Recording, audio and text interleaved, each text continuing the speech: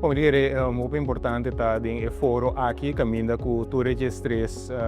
islas nan que tá forma e body de octa tá bem junto e disso lo firma declaração caminha com de declaração aqui e forma de colaboração e forma com octa eu tenho servir interesse de diferentes islas nan para o que trata financiamento for de União Europeia lo hanya toch wel dimensão novo caminha com o contexto dentro do qual Israel está funcionando, tem mais atenção e também a petição para bailar para nós por streamline o processo como está chegando a financiamento e assim ser menos complicado e menos burocrático para assim o mundo que está cambiando rapidamente agora aqui nós podemos mais dirigir para o resultado para as três islas que está forma octa e assim nós podemos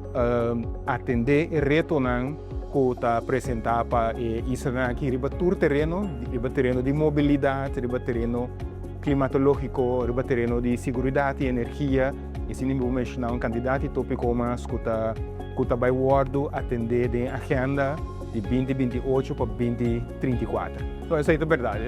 Tem hope e reto comum, tem diferença naturalmente mirando a posição geográfica de cada isla.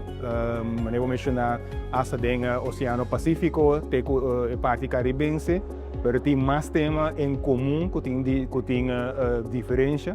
E o tema em comum é o qual também com nossa papel em senso com nós por só para o conhecimento e a sinergia entre diferentes islas para o que trata de reto que nós temos, que nós por esse conhecimento é junto e forma bloco mais forte para o que trata de financiamento e assim não somente financiar projetos na área de término cortico, mas chega a programa de mais anos para assim ter efeito muito mais melhor e resultado muito mais garantido. Então, nós estamos para atender cambio no clima, efeito desse aí, nosso projeto de ano e 2 anos, a inversão estrutural que podemos fazer na isla para assim poder garantir que a solução chega no tempo e que possa salvaguardar a biodiversidade, mas também continuação para o que trata do funcionamento da isla e a infraestrutura que cada isla tem para um futuro deal, entre outros, com o cambio de clima, mas também desenvolvimento geopolítico e mundialmente, que está fazendo como isla vulnerável, também nós temos para nós ter menos dependência para o que trata no sistema energético e também no sistema logístico para o que trata com nós temos sobreviver como isla em qualquer cenário que vou apresentar no futuro. Seguro. Me quero depois de 10 dias isla em Reino Holandês temos algum tempo para adaptar a situação nova, pero